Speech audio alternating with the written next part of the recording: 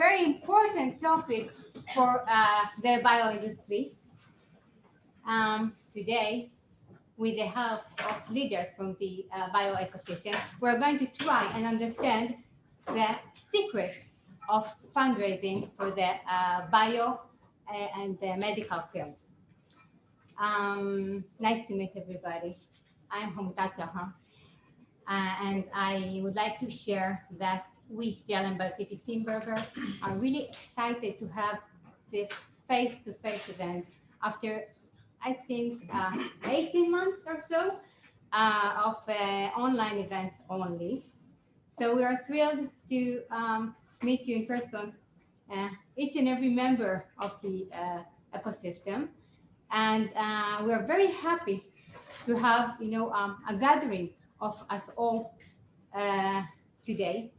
And this gathering, I must say, goes in line with the aim of JLM-BioCity.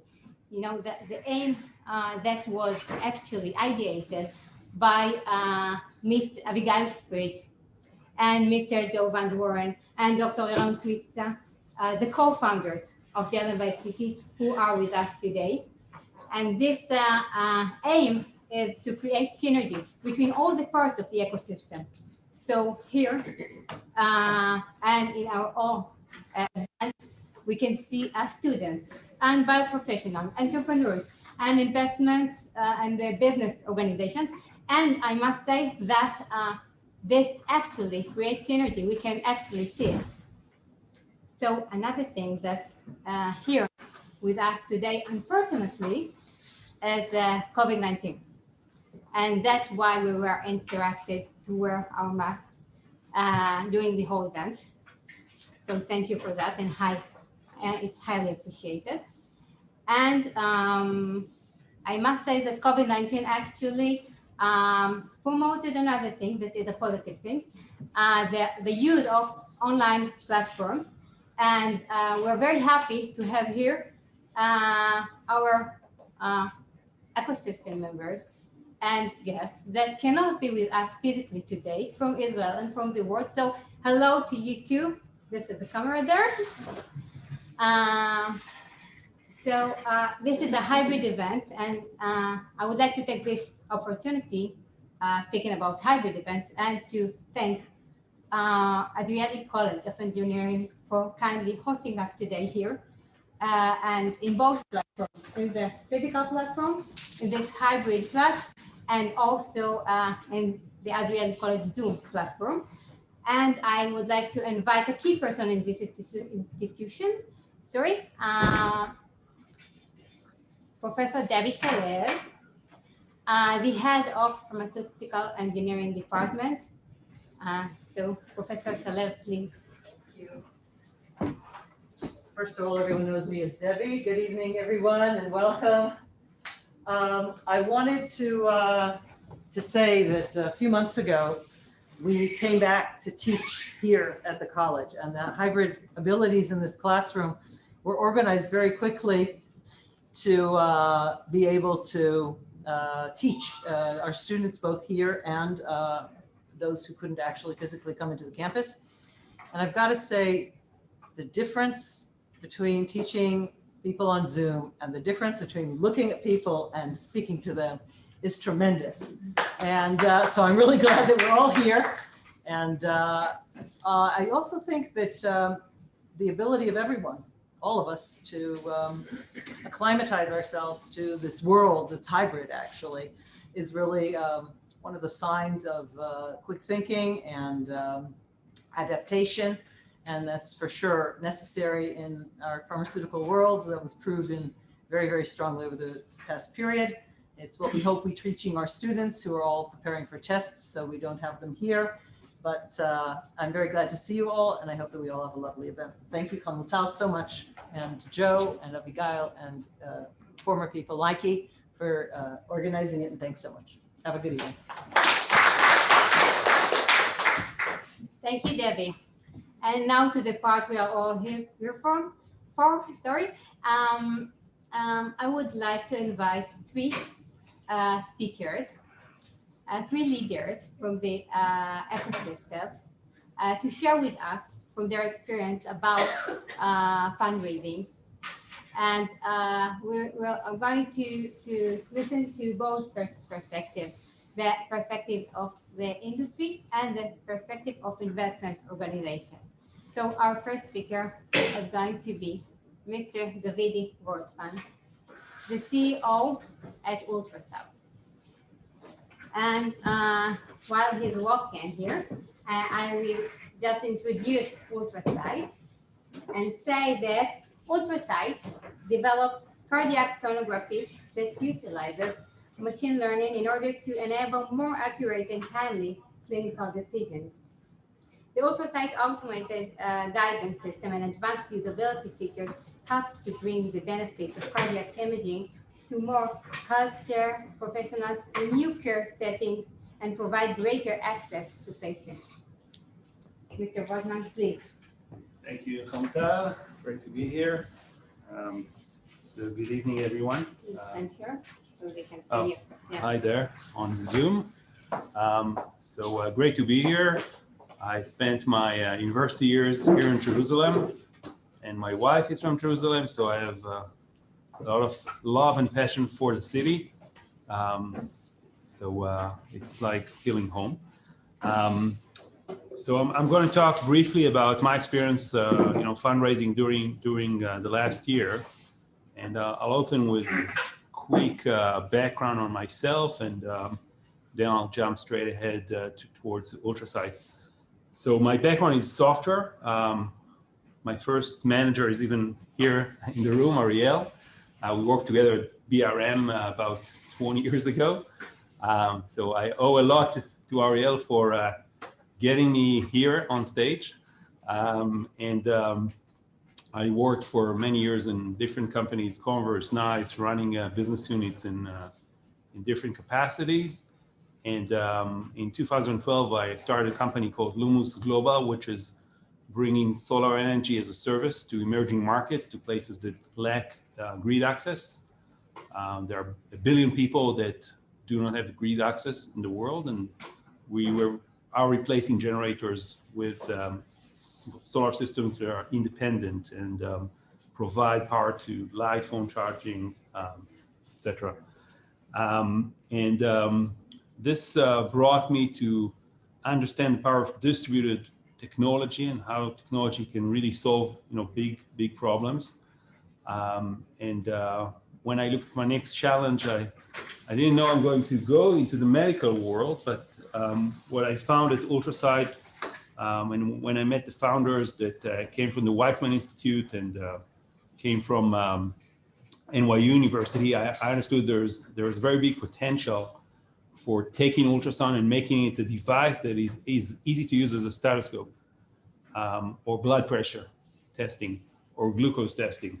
And today, when you need to make an echo appointment or go to do cardiac ultrasound, it means for us in this small, very tight medical system, it means that, we just need to call Maccabi and set an appointment, and, probably takes a week or two or a month, but eventually we'll get it. But in places like rural America or even Australia, it's very far to get an echo test. And it may be a 4-hour drive, 5-hour drive. So people are lacking the ability to get good diagnostic imaging. And because heart disease is the fastest growing disease in the world, it's clear that more and more people need to get diagnosed, because if you can detect the heart disease at an early stage, you can treat it. And there are solutions and there are treatments, but if you don't get it in time, you don't catch it, it's very hard to treat. And when you connect these two dots, it's clear that ultrasound is very cheap, cost-effective technology, because the device cost is going down from, $50,000, which is what GE used to sell their cars, or Siemens, going to about $3,000, which is a handheld device that's connecting to a tablet. And it's very high quality compared to what you saw 10 years ago. The problem is the skill set. So for people to learn how to do cardiac echocardiography, it's taking a year and a half. And most doctors don't have time for this. Most nurses don't have time for you. So there's a very small group of people which you call echocardiographers, sonographers, which are skilled. So we use AI to solve the skills issue. We accelerate learning. Within 1 day of training, we can take any healthcare professional and make her an expert in echocardiography. The AI make it as simple as the game, basically. You move a stick or a joystick and follow instructions that are very simple. So the way I like to compare it is like before we had, Waze, we had to learn maps by heart. And Waze tells you where to go with very simple instructions. That's the guidance that we have in our system. We tell you where to move the probe, the ultrasound probe, so you can get a very good image. We don't have time for a demo, but you can go online and see what it's all about.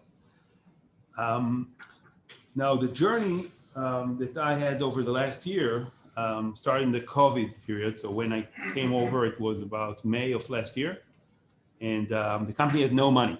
So I came on board. There was previous management that left the company. The company was broke, had about $100,000 in the bank. Very small R&D team, about 4 people were left. And the question is, how do you raise money when basically you're broke? So you have no leverage. Just to end the story, so today we just finished a $30 million round. We have, which was announced about a month and a half ago. We were able to oversubscribe the round by about 100%. So the original target was about 6 million. We closed 13. And we also were selected, thanks to one of my mentors who was going to speak later, Iran.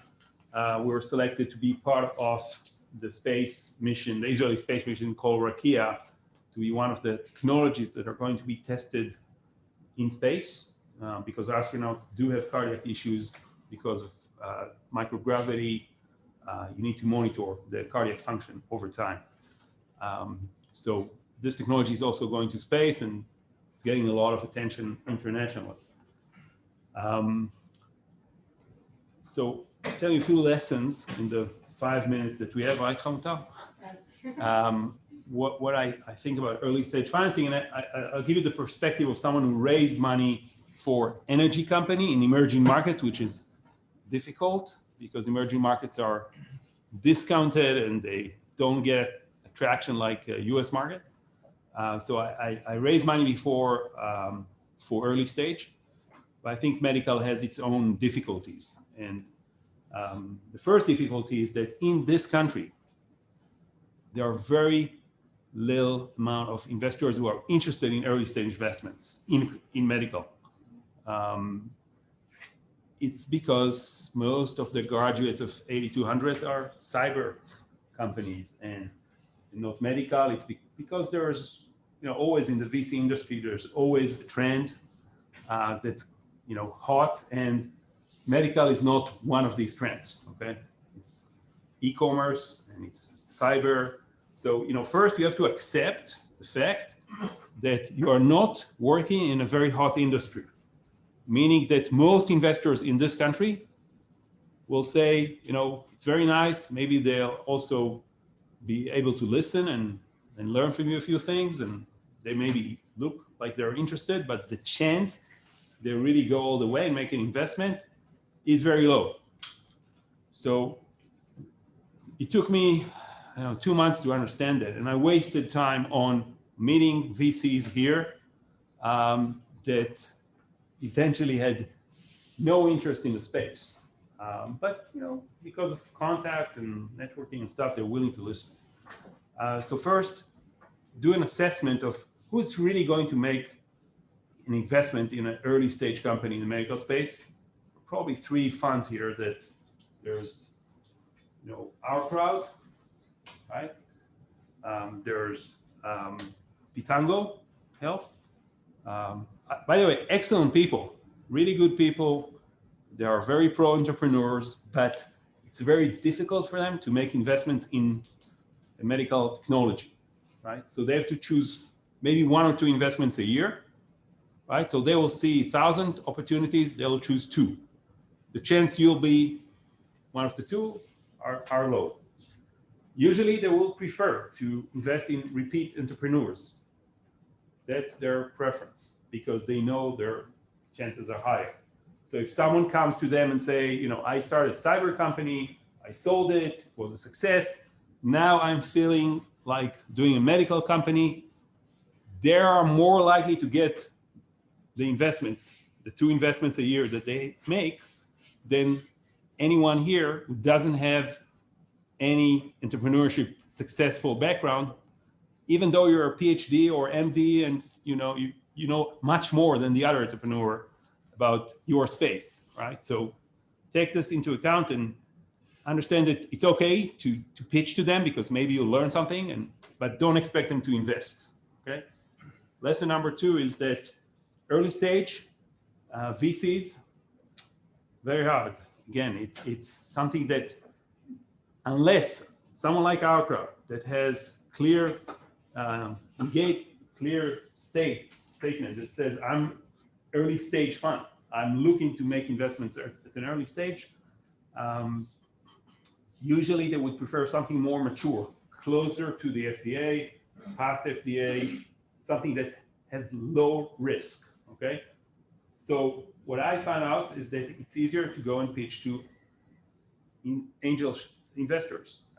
And angel investors are, again, early stage is their profile, so they would likely to invest in early stage. There are more risk takers because they're investing smaller amounts of money. And I was able, through some help I got from my board, to bring in $5 million from 20 different angel investors. So each one put 100,000, 200,000, 50,000. That's okay. Don't think it's an insult to get 20 investors that each one of them is putting, $200,000. That's totally fine. It will give you credibility. These guys are doctors most of the time. They know the space. Maybe they have good networks. So not getting money from a VC is perfectly okay. It doesn't mean your company is not worthwhile. It means you are an early stage company, and that's okay.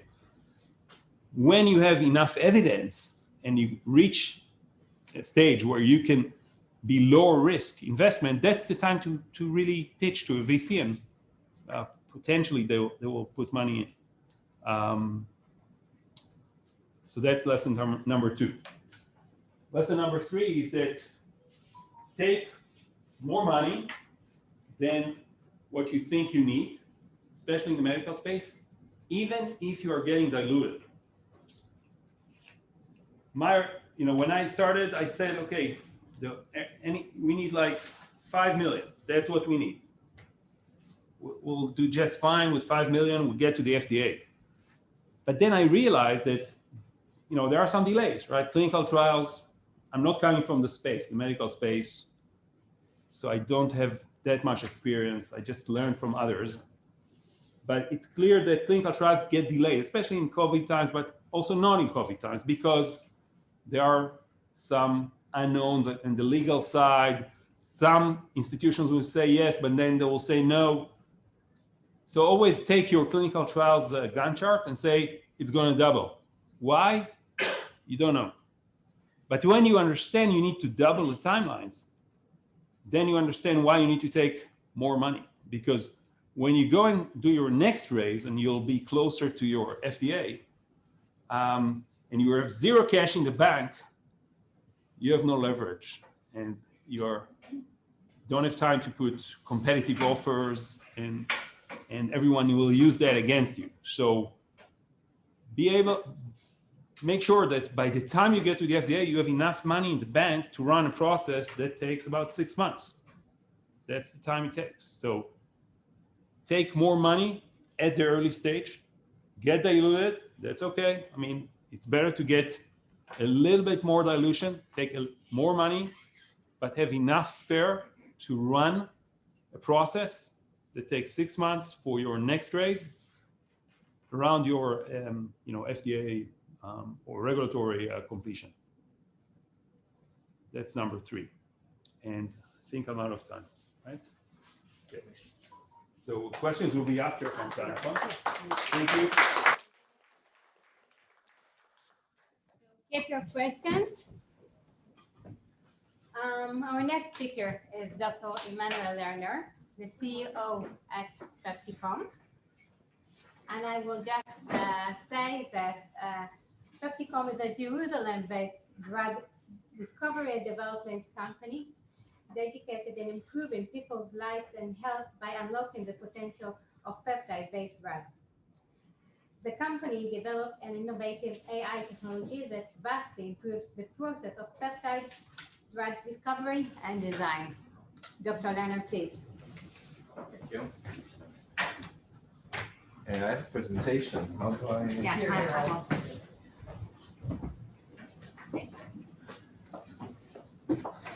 So first I want to thank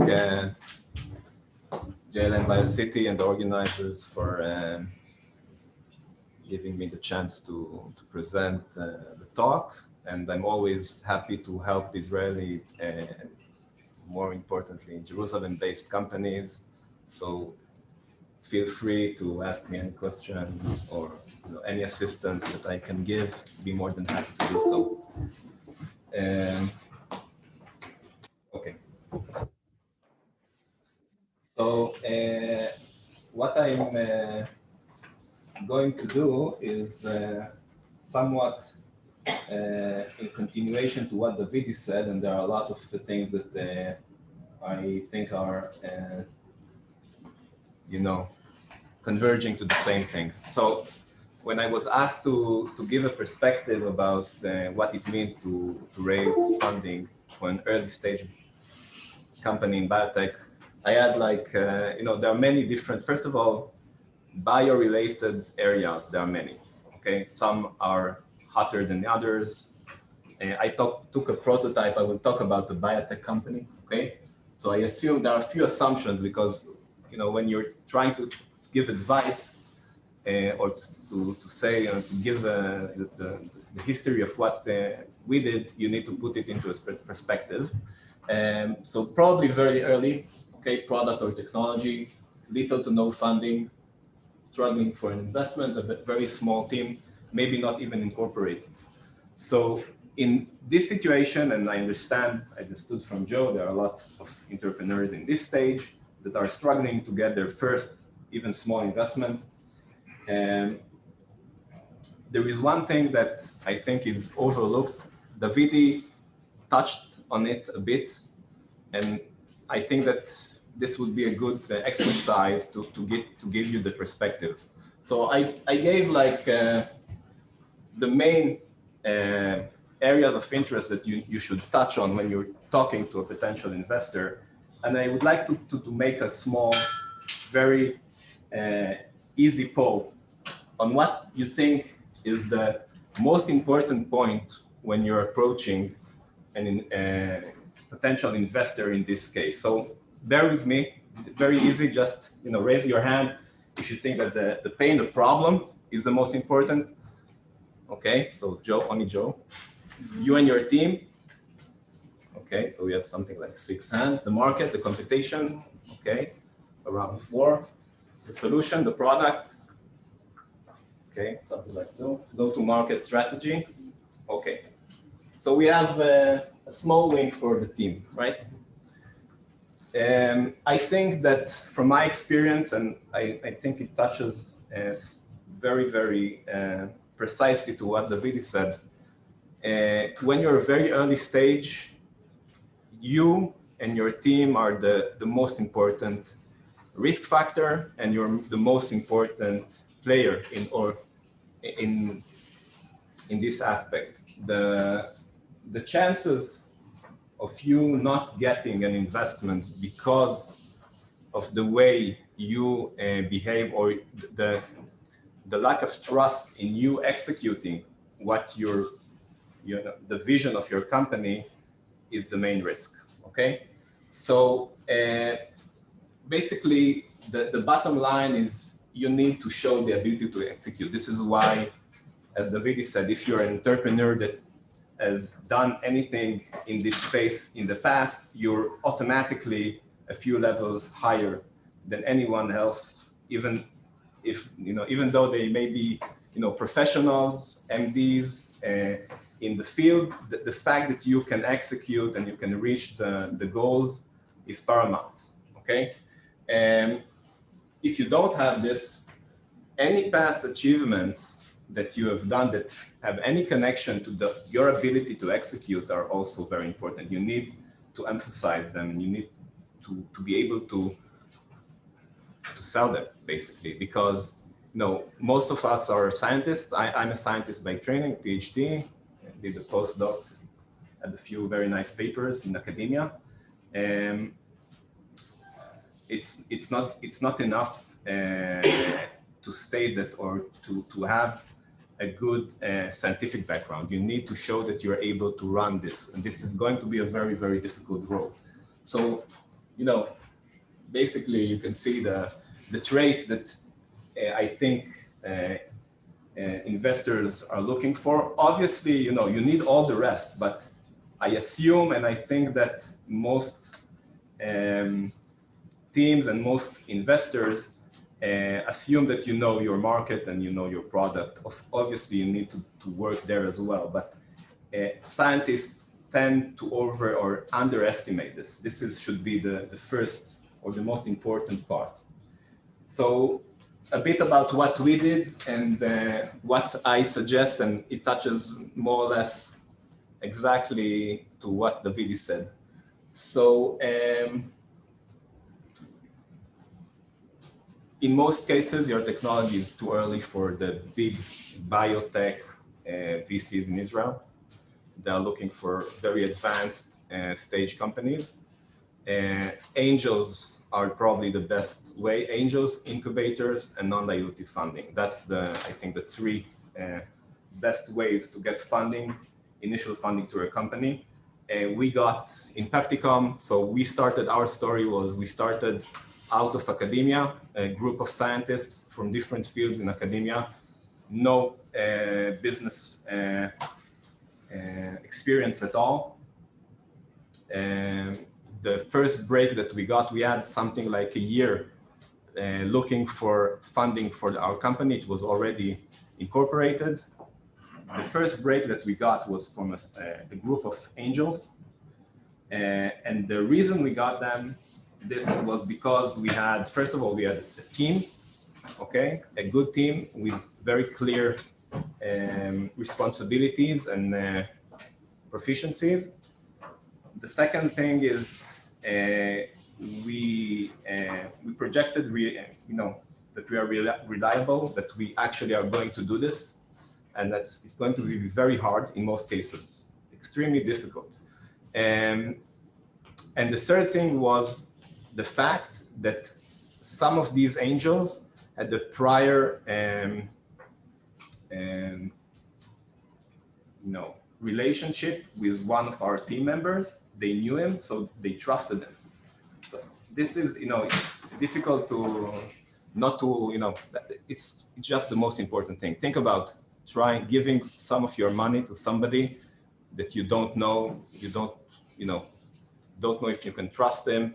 Not in the personal, not talking about, just wasting the money, just doing the job. It's very difficult. So that's the first thing. Once we got this funding, we went to non-dilutive funding from הרשות לחדשנות. It was very helpful as well, even though small sum. And this enabled us to work for something like a year and a half in order to get our first deal and start basically getting a revenue stream out of our technology, okay? Later on, a few years later, we got our $5 million investment, and then another daughter company on the COVID space with another $2.5 million investment. So once you have shown your ability to actually perform, it's getting easier to get funding.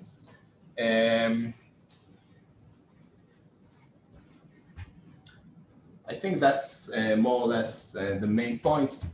Incubators, I think incubators are, it depends on the incubator.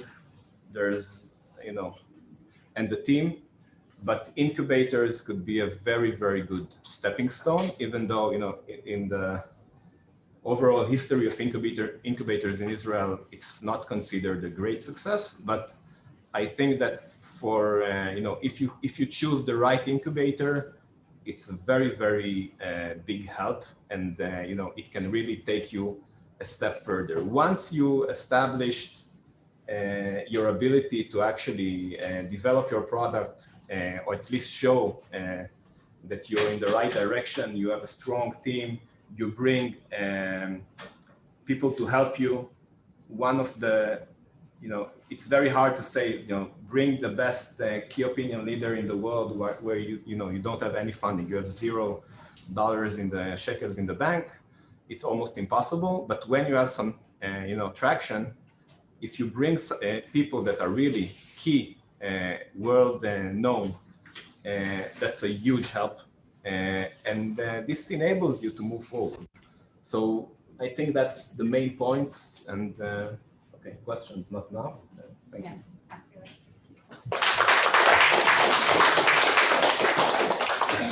Thank you, Emmanuel. Our next speaker will be Dr. Ran Kelkar, the CMO at Merchavia. And Merchavia is an investment company that is specializing in investing in life science companies. The company, which reviews dozens of projects annually, currently has several investments in companies targeted to markets which are estimated in billions of dollars, of course, and companies in various fields. Thank you. I think I would like to tell you a story about a Greek American physician, a Jerusalem Polish physician, and a Hungarian European physician.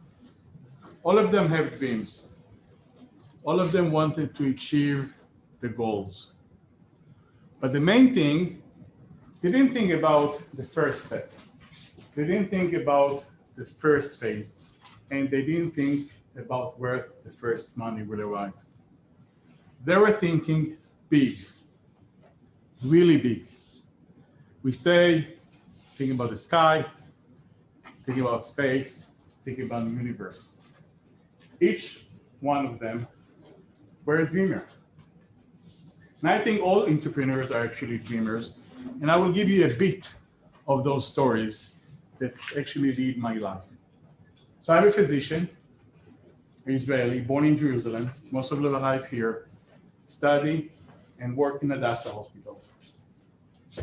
My dreams actually was to take and evaluate why embryos at Hadassah do not develop always correct. But sometimes the delivery is bad news for the physician, for the mother, and I think for us as a civil society. I didn't have the answer, but I wanted to take out one of the factors that I thought will be the reason of a neurobiological disease. And this factor was gravity. How can you take gravity out? You cannot go to Tel Aviv, still they have gravity. I can travel to US, I can go undersea, Antarctica. So the only actually option was to take it into space where there is microgravity. How can I do that? Being here in Jerusalem, sitting with my father, head of a department at Hadassah, and he said, you are a dreamer. Start working on a real job. But to make it short, 25 years ago, the study of Hadassah Hospital went into space. And we studied 50 embryos without gravity, how they will develop. Will they have the access as all of us? Will they have head and tail? And will they develop from the same 100 cells, a blastocyst, into a creature? As all the creatures on Earth have a symmetric and an axis. And they did not. It didn't work. In space, you have a 2-dimension, and you do not develop the 3-dimension. And so now we have the mitigation. How do we solve it? I was sitting as a student in Vienna, in the International Space University, in a semester that actually started again last week. And I was sitting with this Greek-American physician, Mr. Peter Diamandis. And I told him, how can I solve the problem? And he told me one thing: go read the #1 book. I said, I read the Bible. I'm not expert, but I know. And he says, no, this is the book for entrepreneurs. And this is the book called The Stone Soup, Marak Avanim. And each one of you, if you want to be really entrepreneur, find it online, try to get this book, because it changed my life. Becoming actually the medical director in Merchavia, which is a VC focusing in medical devices and pharma as well. The book in a sentence says, you have to dream, but you have to dream not alone. You have to have a crowd. You have to lead, and you have to have a direction. And this direction has to work with a team. You cannot work by yourself. And you have to have the best team. But the number one is, before like what's important in companies, when you're looking for partnerships and others, is not what you need. It's what others need. And when you meet somebody, and I met somebody, actually few of the people here that I didn't met before. My first internal question is, what do they need? How can I help them? Always I found that this will help me as well. Because the thing that I can give, which maybe doesn't cost me a penny, although I'm a VC, it's not always by money. It's the connections, the network, and the money if it's a good deal as well. Probably will serve you even better than what I think. And this is actually the stone soup. You take from people what is easy for them. You don't come and ask for money for a VC. You ask actually the VC, what does they look for? VC doesn't look only for profit, for gain. They have their individual kind of belief, thoughts, what make them a change, because we see so many companies. All of them are good technology that we pick by a team, correct, by a dreamer, but by an executor, and it's a team. The one that can lead a team with his idea and take the dream into reality. And I would like to finish actually with the first kind of a CEO that was Davidi, that he's going to space. I think we met a year ago. And I asked him, what you want? He didn't say he wants to go to space. He wanted to do a fund. He wanted to do investments in his company. He wanted to grow his investment and to have a great crew.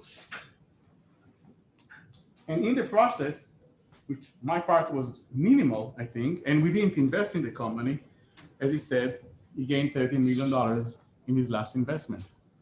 But he's going to space as well. And he's not by himself.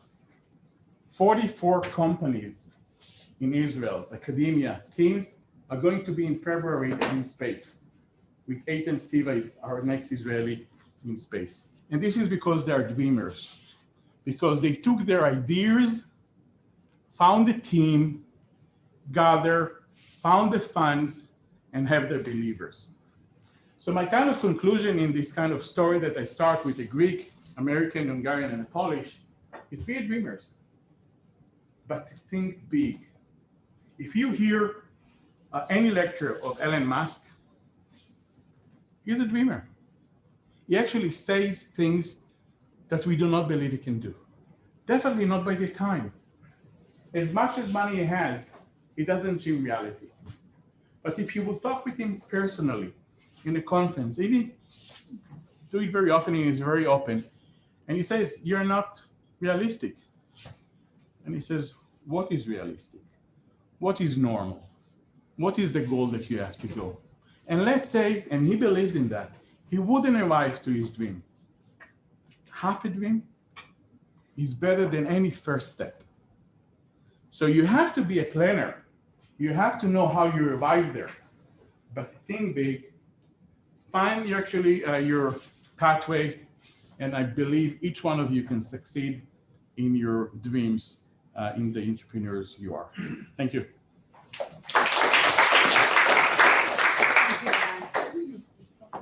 Thank you all, Peter, for interesting stories and precious insights. And I would like to invite you all to form a panel here on the stage.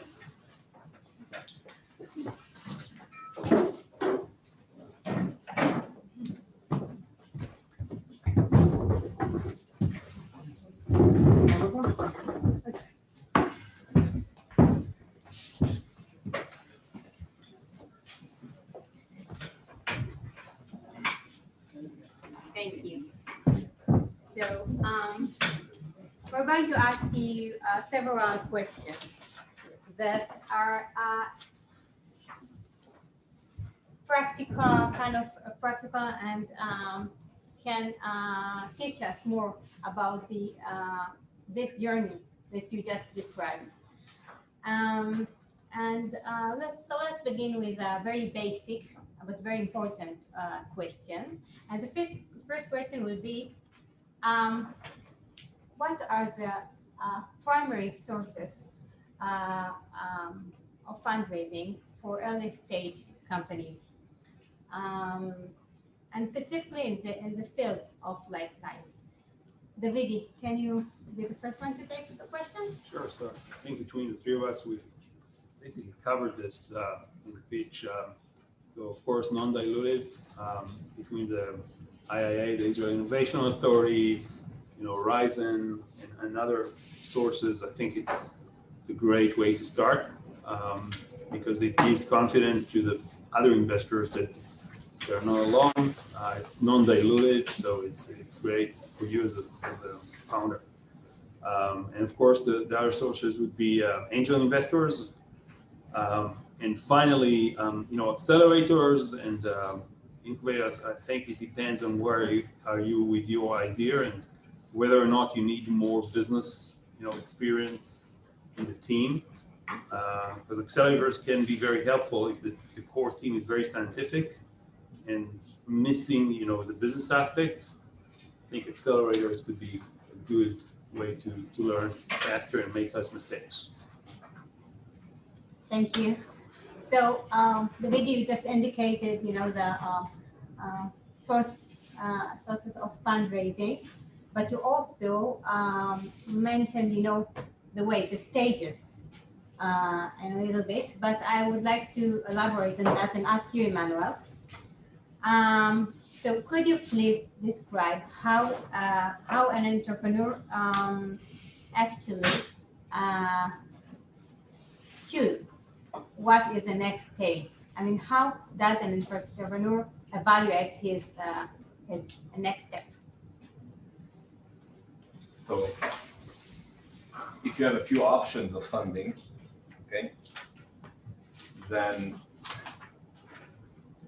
I think the most paramount factor in any kind of transaction like this is the people. So there are a lot of things, a lot of factors I'm willing to, be flexible on. I would never work with people that I cannot work with, or ever, life is too short to work with people that you are not, you can get along with. So that's, I think, that is the most important thing. So let's say you have a few potential investors. I would first of all look at the ability to work together. Okay, then I would look obviously on the terms, and I also would look on the added value as far as business aspects, strategic, any other aspect that would help reach the goal. Okay, so I think that's the more or less the guidelines. Unfortunately, in many cases, when you're very, very early stage and you're not, you're not Elon Musk or something like that, in many cases you don't have a lot of options to choose from, but still I would never ignore the human factor. Okay, I would not take an investment from somebody that I don't think I can work with. Thank you, Manuel. So, this is the other side of the you and the team that you just presented. Sure. If an investor looks at the human factor in the company, so this is the other side of this. Thank you. So, Eran, as a representative of an investment entity, I would like to ask you,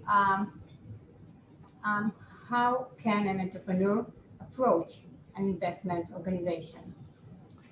Actually, very easy, but just before that, taking kind of dreams into earth. Usually investors goes to family and friends. And as a VC, I will advise you to go to the friends of your family and friends of your friends. Start from the second kind of round. And because family will give, but family would not be a mirror if your idea is good. You will go to your parents, you will go to your siblings, they will give you money, but they will give you anyway because you're the genius in the family. This is not the way to evaluate your kind of nucleus idea. Friends of family, friends of friends, you approach them easy because it's like one step from your friends and family, but they are more objective. And they will be honest with you and transparent because they're friends. But you can hear from them if the idea is good. What do you need to do in not the first phase, in your zero phase? And actually, most of the times, you will change, sometimes 180 degrees, and that's good. Because you still have an idea, but to arrive to the solution, you can arrive from many kind of corners. Get the kind of hurdle, take the risk lower. Later on, when you are achieving going into VCs, today it's one call or a button in the email. I can tell you that I was driving with Davidi here, and we discussed on an email that he sent just a day ago. It's not for investment, but for partnership, which is almost the same in a way, and partnership are even harder sometimes. As we know, we work on Sunday, but other people around the globe do not. I think if I'm not wrong, he got the answers on the weekend. He approached it with one email, a short email, direct, transparent, and he got a reply. The same is VCs. You have the numbers online, you have the network. Some people decide this is hard to approach. Would they reply? I maybe need to know somebody that will present me to them. I was working actually in the Corona in Bnei Brak region as a medical director as well. And the joke in Bnei Brak that you have to know somebody to move things.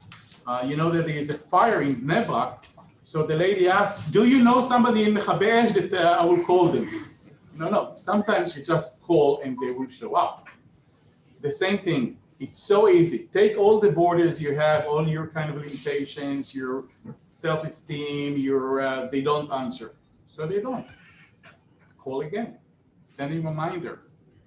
I mean, the other side is people just like you.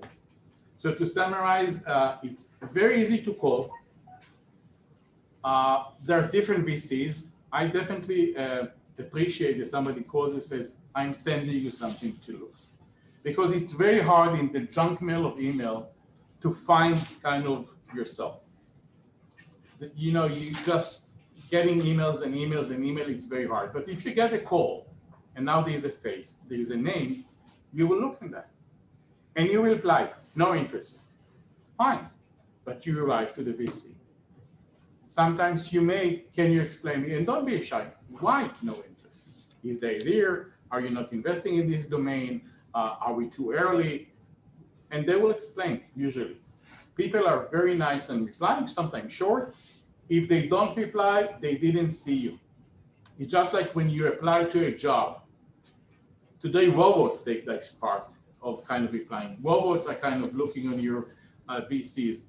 We're very similar almost in the VCs as well. It's so hard to get this flash of information and to reply all. So keep trying, just by email, just by call, and definitely networks, which is always work. Thank you. So let's say that Davidi, that you approached somebody, you called him, you dared and called him, and he answered, and you actually going to meet him and present your company. Do you have advices for the actual presentation, even for the pitch deck? Sure. So first, do some intelligence gathering on the person. I mean, which investment he made, and try to talk to the entrepreneurs that invested, and ask them what was important for him. And again, it's in this country, it's a small network. It's easy to get to the people. Usually, people are willing to help. So try to understand what was important for him in a pitch. The other thing is try to read about his bio and his background, and what if he's an engineer, so you can talk about technology, right? And he will understand. If he's a business person, then he probably going too deep on technology would be not the right thing. He will be more interested in the market. So that's my first advice. Second advice would be really to try and get a warm introduction into the person if you can. So, yes, it's okay that you find him through, online, but if you know someone he invested in and he can give a good word before the meeting, it will probably change the entire attitude to the meeting. So always try to get a warm introduction into the person you're going to meet. Thank you. So, Emmanuel, in the last year, we all experienced global change that affected our ability to create a warm introduction, or to build our rapport. And I would like to ask you, what can you define as winning strategy in order to face such global changes that affect fundraising, such as COVID-19, very briefly, and how can you actually build a rapport with an investment entity? Okay, so it's a bit of a broad question, but I'll try to answer. So first of all, there are two levels. One is if you can, let's say that we were talking a year ago, if you have a technology that is in some way compatible with a solution or something that could be helpful in the field of, let's say, COVID-19, then obviously, it's a no-brainer. If you can actually do it, it could be of interest. The problem is life science. In most cases, you're very, very specific to a very specific target. So it's very hard to pivot. It's not like in software or many other aspects, but sometimes it's possible. So if you see that there is a huge wave of something very interesting or very dramatic like the COVID, that's something that you should consider. I wouldn't build a whole story, you should see that you can actually do the pivot, okay? So that's one thing. As far as the communication, if that was something that was of interest, it's much more challenging, but it has also for Israeli companies, I think that it has some benefits because everybody became, electronic Zoom meetings and such. So basically you're now open to many more investors, let's say in the US, that maybe you had a bit harder time getting, and you're in the same, almost in the same level. As far as the communication level, you're in the same level. Maybe the fact that you're not in Boston is maybe a problem, but at least the factor that the fact that both the Boston-based team and your team are meeting via the same media is of help, and it also made the world a bit flatter in this regard. So there were a lot more investments that were crossed borders than before. Yes. So there are disadvantages, but also advantages. Sure. Yeah. Thank you. So, well, Iran, representing an investment organization,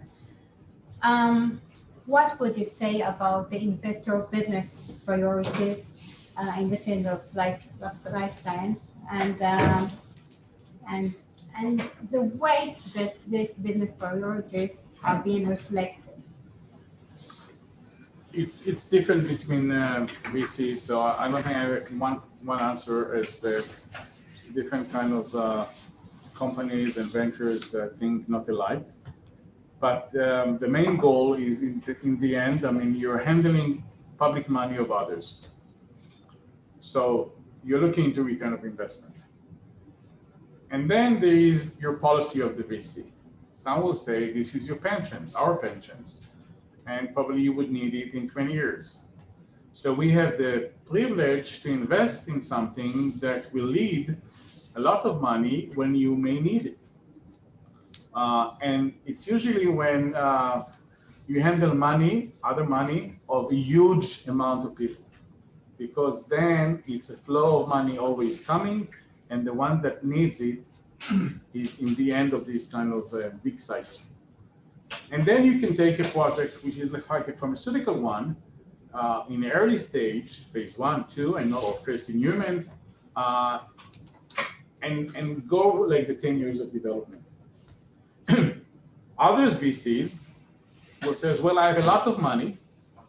I have a huge amount of people that would need it in the next 5 years.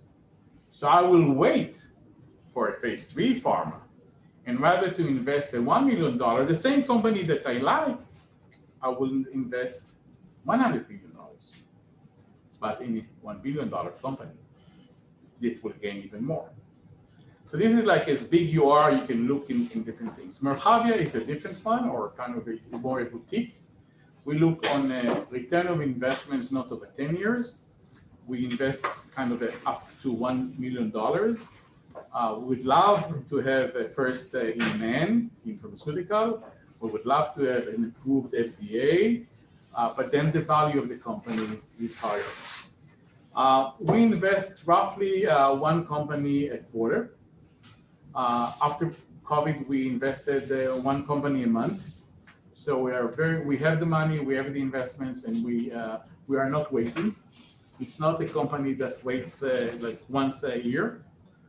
We invest. But when we invest, we take part. Means we will make sure the company will succeed. Although we are a public company, we believe that our kind of decisions to invest in companies, as we say, team and vision, and the ability to move forward has to be not only meaningful, but a low risk. So Merchavia, which not all of them, go to a low risk, so it's not a 10-year program, and not a pre-seed usually, a company that the team is there, the investments already has been done, there is a track of milestone which we believe that you can pass, but it's a domain of risk.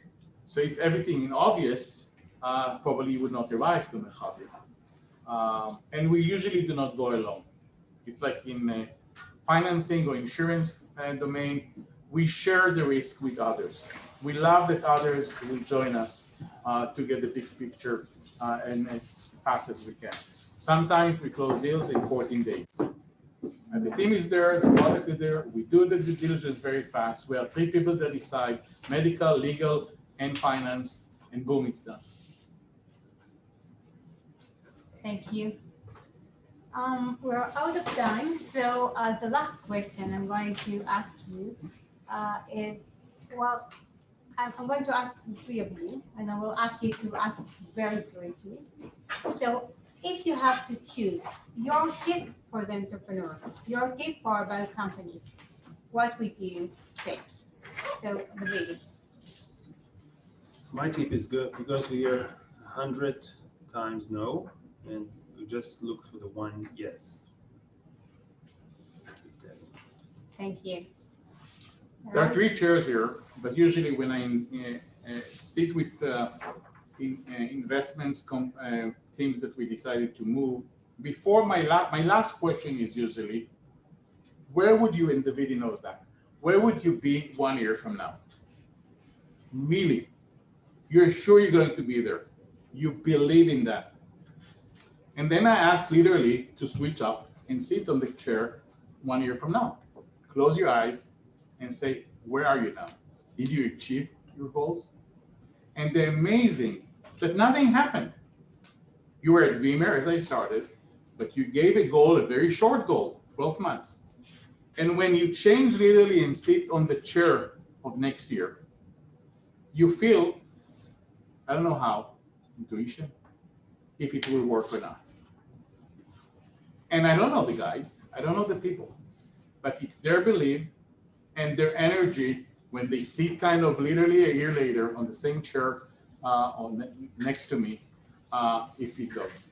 I don't know if it's scientific, but actually it's the team, it's the dream, it's the ability to believe in yourself that you can achieve. And this is, I think, the tip to all of us here. Many thanks. Manuel? It's something I think it's practical, and it's actually something that from experience, be able to articulate your vision very clearly, in a very short time, and without necessarily a presentation. And that's very important. Most entrepreneurs rely heavily on the presentation. And you should be able to aim to a position where you can basically be able to move forward without even opening the computer. So for that, you have to articulate your vision very clearly and to be able to communicate it and to be persuasive. That's very important and something that people a lot of time don't really practice on. At least early entrepreneurs. So. If I can take 1 more minute to summarize. You said a pitch and you said you kind of bought it. I don't think we don't have, as VCs, the time to hear you pitch. We're actually stopping you in the P. Maybe it sounds in English bad, PI actually. Power your innovation. That's where we are. Fast, strong, to the point. Not a 12th elevator pitch. We don't have the time. And in the end, which is a very good tip, think always when you're kind of in your project as a 3M.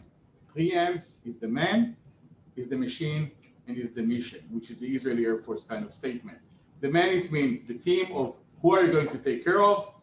The machine is your project, your device, your pharma, and the mission is how you're going to do that. If you do these simple things of P, which is fast and clear, and the 3M, you have a better chance to succeed. Thank you. So you're all, got pointed. Reach this point of, of showing that you are a dreamer in a practical way. I mean, show it without the pitch deck, talking without a presentation. Actually reflect that you are actually clearly show that you are a dreamer. And use, the things and the actual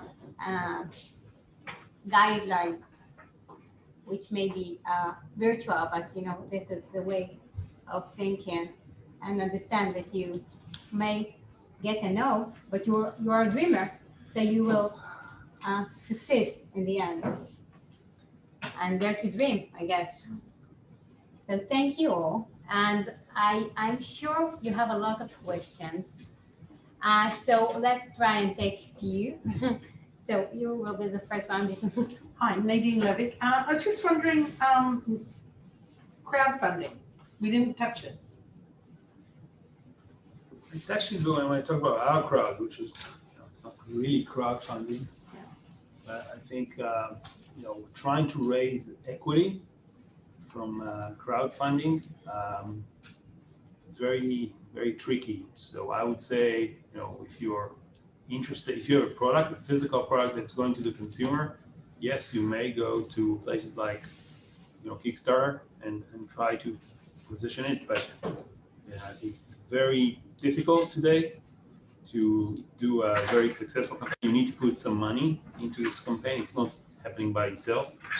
There's a lot of marketing you need to put behind this. So it's really working for very sexy consumer products. Thank you. Yes? About the pitch, I would invite you to my place. Sorry, Paul Zimmerman, anesthesia MD. I would invite you to my hospital from ground zero to first floor. We have time for a coffee as well. I'll put the question in the reverse way. I have a professional communication with a very big American medical equipment company, huge one, not startup something. And they have a new product, an airway device, that there is flaw in the design, a very severe flaw. And I solved it in 10 seconds. And I wrote them, listen, don't invest millions in R&D. I have the solution. Let's close something. And you said again and again and again, I changed 3 or 4 keyboards because they were writing mails to them, and they didn't budge. I defended, I had my IP protection, I ran out of money because protecting in the whole world, it's not cheap. How can I go on with that? I can give you one example that I've done in 2000, so it's like 21 years ago. I was actually a CEO of a company which was a communication medical device in the new age of cellular at that time. And now I wanted to pitch to the CEO of Motorola Global. And I wrote him a small email. You do not know what is not going to work in your new machine. He didn't say a lot. The amazing, he wrote me an answer. What do I do not know? And I explained him as engineering, although I'm a doctor, a very simple thing that it's not even true. And he wrote me, you're a dreamer.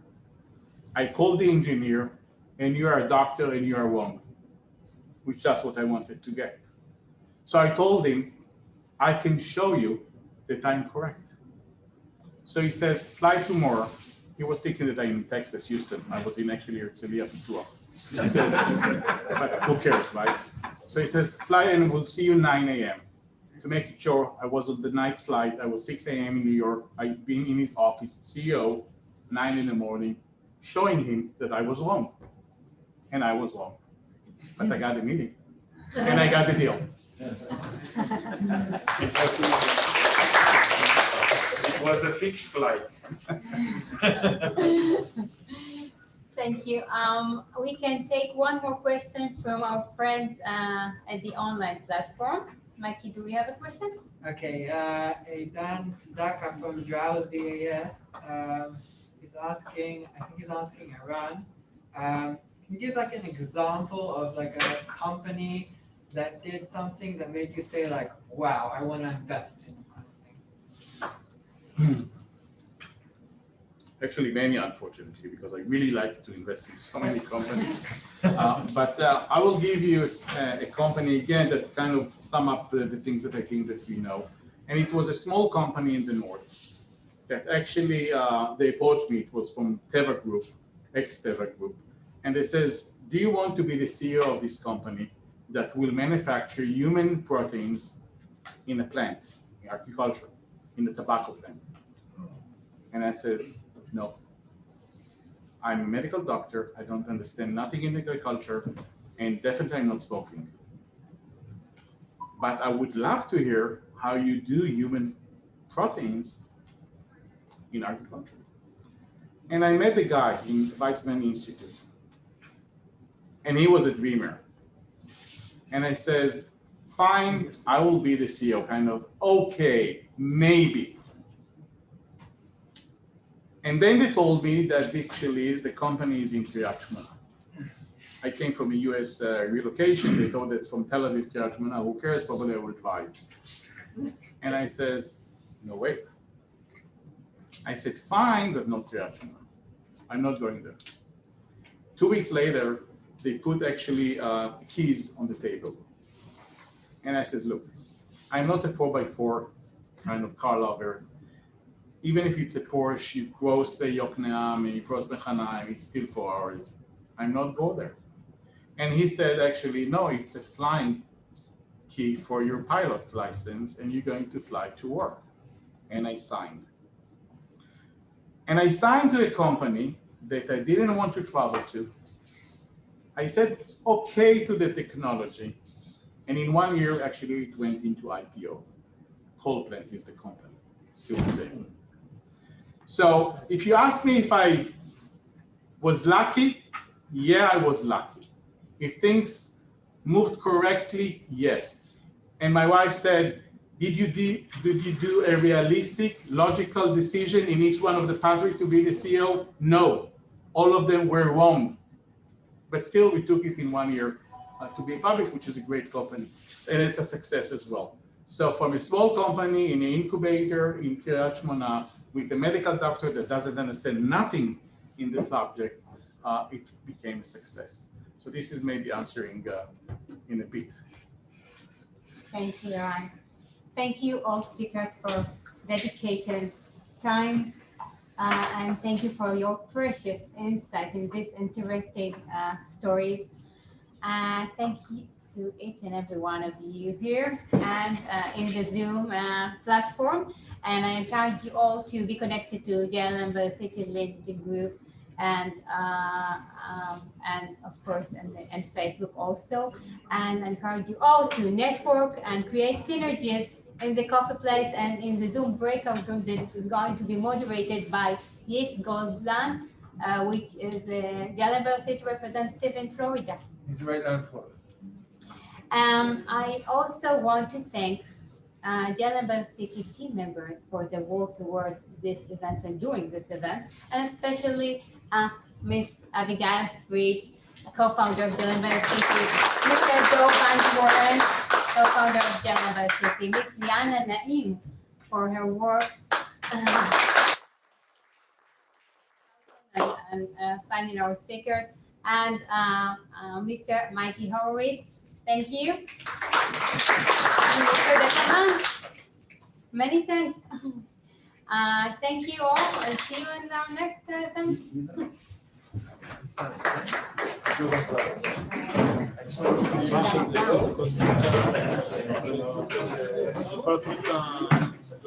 Hey everyone. Yeah.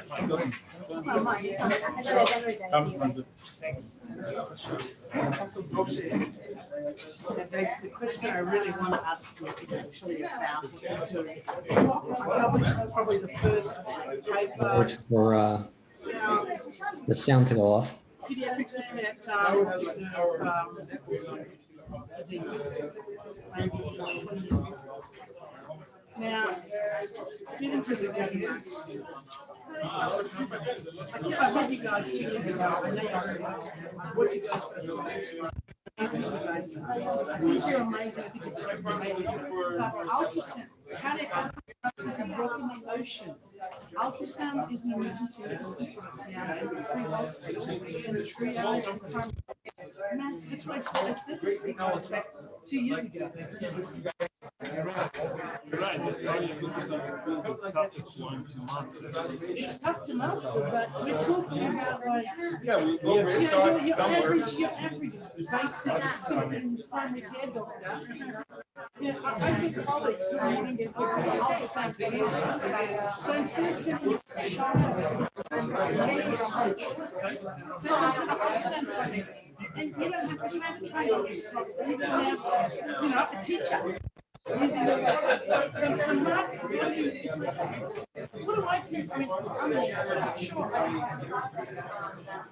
I'm sure it'd be nice to be able to do it better.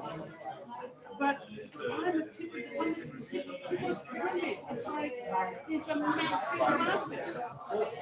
And the AI is much more simple. If you want to do lung ultrasound, if you want to do endoscopy, simple AI. It's not near as complicated. Yeah, this is, I sort of, as we go. Question of, researchers. You can do any organ. Cardiac is the least of the least. And there we go. Hi, everyone. My name is Yitzhak Lentz. I'm going to be moderating the breakout room here. Just wanted to maybe perhaps go around the table with everyone, and if anyone is interested and has the time still to introduce themselves and perhaps share something about themselves, as well as maybe some of the key points that you found helpful from this discussion today. So my name is Yitzhak Lentz. I am a volunteer with JLM-BioCity. I started with them in 2016. I subsequently moved back to the United States for several reasons, but I am here now. My background is 20 years in hospital administration here in Florida. And if anyone else would like to share any thoughts, I found quite a few different points very interesting on this discussion today. Hey, Dan, I'm going to pick on you because I can see you. Yeah, I felt like you were talking to yourself. I was like, give you a friendly face. Yeah, thank you. I appreciate it. Yeah, so my name is Zidan. I'm Israeli, but currently I'm in a far cold Norway. We're having, wait, is he discussing something for us? No, I think we're good. It's just Joe. He's being Joe. Yeah, so we're doing a neurofeedback for insomniac people. I'm the computational neuroscience of the company, and yeah, we currently in looking for funds. So I found those lectures very helpful, and it's always better to hear from someone else's experience, isn't it? Was there anything that you could take away from this discussion that you could put into action in the next month? Well, I have a few. For instance, I like the question I asked how to approach investors, because usually, you send an email and it gets lost in the sea of emails they get every month, and no response usually. So you need to find a way to pump up the response rates, as well as they're getting diluted. I mean, every time you invest, you think about how to not get diluted as much. So.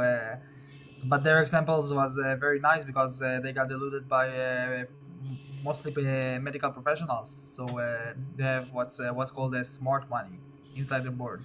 So people who can help them achieve their goals better, and not just people who stand in the boards and not really know about the technology, and they are not expert in the fields. So maybe that's what we should here should approach more, like angel investors who have more medical oriented fields. Okay. Thank you for sharing that. Yeah, for sure. Is there anyone else online that would like to speak? I know you can unmute yourself now.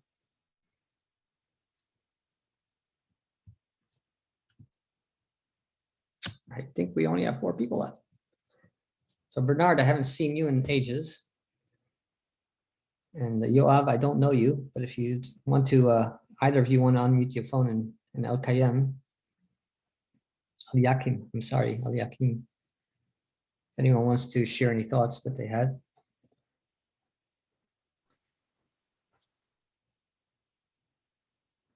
I see you unmuted yourself, Aliakim. No, muted himself, muted. Can't hear you yet.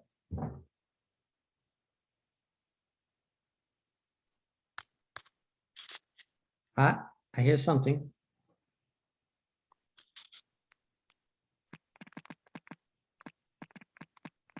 Ah, sounds like Morse code.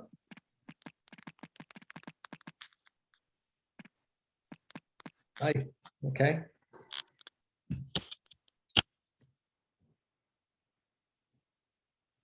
Not hearing.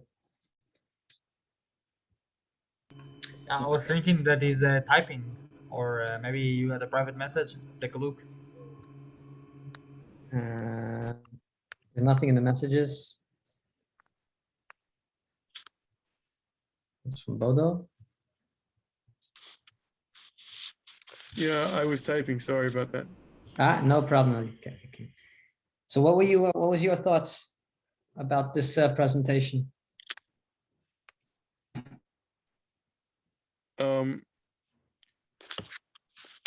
I actually had a conflict of time at this presentation.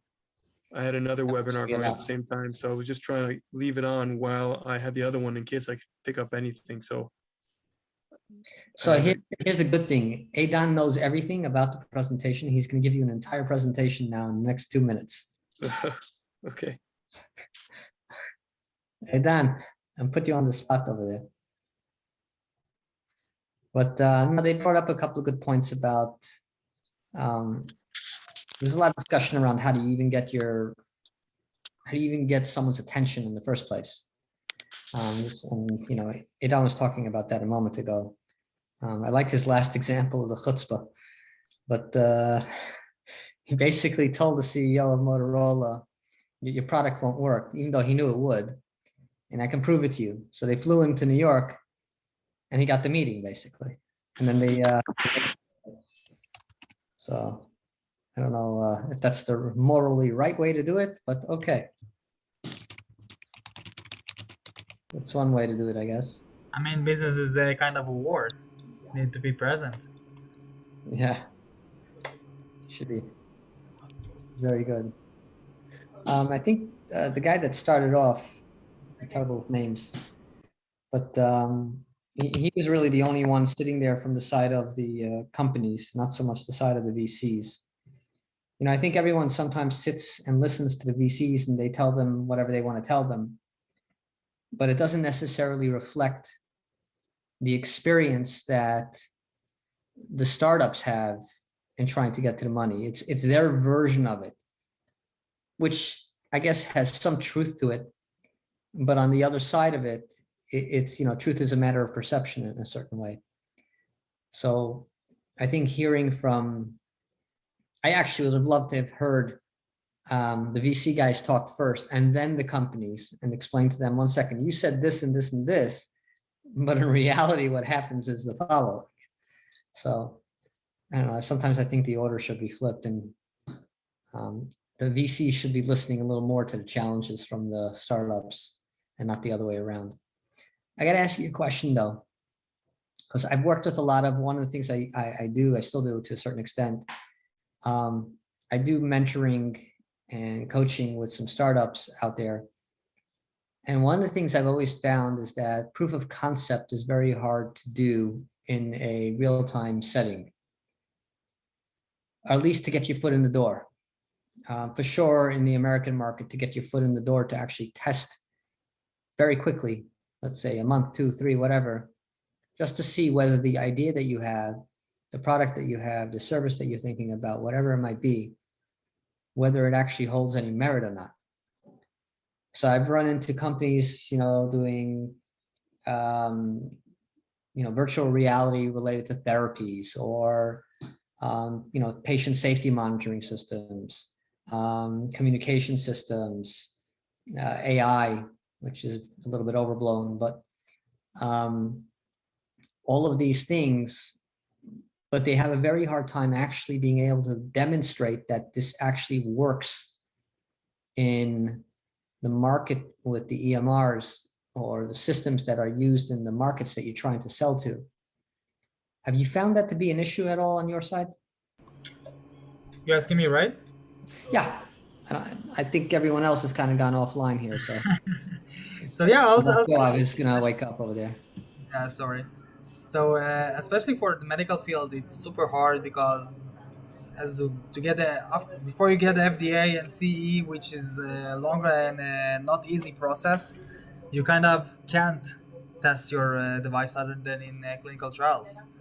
So in our case, it's more easy actually because we can sell it as well as a wellness device and not just health device. So we have like two tracks running in parallel. We have the medical track, who is much more slower and will be the end device, but we still have the B2C, which is much more agile, and we making sure we're close to the customers and have a product that they're comfortable with the use and really like to use as well. So you won't just develop for the medical field, and eventually after you have the FDA approved, the users just don't like to use it. You haven't done anything. So that's how what we keeps us like close to the ground, the B2C. Right. But on the B2B side, I know, obviously if you got to do a 510K, I'm assuming of some sort.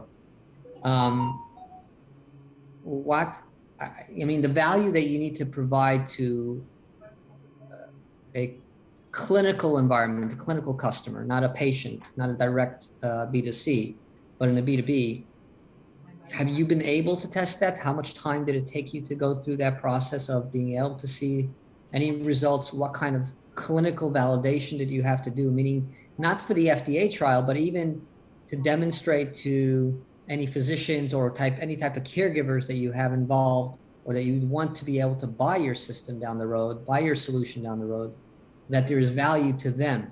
And how did you go about getting to that? Yeah, so that's something we're doing right now. Actually, we just finished preclinical trials not too long ago, and we have another clinical trial scheduled to October. So we have a stream of around 40 to 50 subjects in the coming months. So we every preclinical trials we run, we discover new things and new theories and new stuff that we need to validate the next one. So this is like the iterations we have all the time. So for if we go back to the proof of concept, we do have a proof of concept. We do have the data that support our device, but still not in a FDA CE level. Right. So you can't sell to them yet, but it's just that. And how long has it taken you to get from where you started till now? How long has it been for you to get to the point where you've actually validated at least one round of your I'll call it clinical trial? Yeah, so I joined the company 6 months ago, and the company was already exist for a year and a half before me. So 18 let's months. say, That's a long time. yeah, it's a That's a long lot of time. That's a lot of cash burn to try and get through. But that's the bit. That's the point. The cash was mostly soft funding, like grants. So it was in the purpose of developing, nothing less than that. It wasn't for getting into market. Right. Right. I understand. Wow. 18 And months. most of the personnel who've been here before me was not a computational neuroscientist or something like that. So it was just they went by the where the wind blew that day. Like they didn't have any very scientific background. So now things are changed and for the better. And what's your background?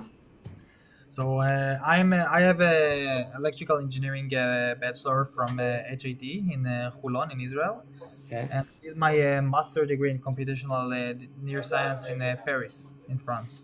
And where did you work before that? I So I mean, worked in a startup company in Israel called MySize. They're using phone sensors like accelerometer and gyroscope to measure your body. Actually, if you want to buy on shirts online and stuff like that, you measure using your phone and get very accurate results. wow. It was a signal processor there, so got the signals from the accelerometer and gyroscope and process them to look nice and have the results making sense. Wow. Interesting. Yeah, so it was mostly algorithm development. So you're more on the technical side. Now, are you the one leading their FDA, Helsinki, whatever, or is there someone else that's doing that part? No, so there's someone else doing that. We have also a clinical neuroscientist who dealing with that. Okay. Very nice. And the reason is, are they an Israeli company, or are you working with a company in Europe? We are diverse. I'm Israeli, and No, I get that, my but two colleagues are Italian and Norwegian. okay. But you're in a European formed company. Yeah, Very nice. yeah. Very nice. Okay, and it's great that you still keep up with the Israeli stuff. I actually met Joe just like last week or 2 weeks ago. I don't know how we reached out. I reached out to him on LinkedIn, got a connection. We talked a bit afterwards in a Zoom meeting. Clicked. He told me, "Yeah, we're doing a meetups." I tell him, "Yeah, I'll be happy to join to be kept in the loop." Yeah, that's he's an interesting guy, Joe. Yeah, for sure. He wears a lot of hats. Okay. All right. So I'm glad you got a few thoughts out of that. Are you also the one working on the VC side of the operations, or you have someone else doing that? Or are you just simply working on the specs? Both. We all the team is contribute how they can for the VC side, and yeah. But I'm not the one who pitch usually, or the one who I'm not in the front. I'm just the pretty face usually. Yeah, okay. Yeah. Very good. All right. Very good. I don't think we have anyone else, so Yeah, and I have to run actually. no. It was lovely to meet you as well. Same here. All right. See you on the Yeah, next one, maybe. yeah, in the next one. See ya. Sounds good. Thank you. Bye bye. Bye-bye.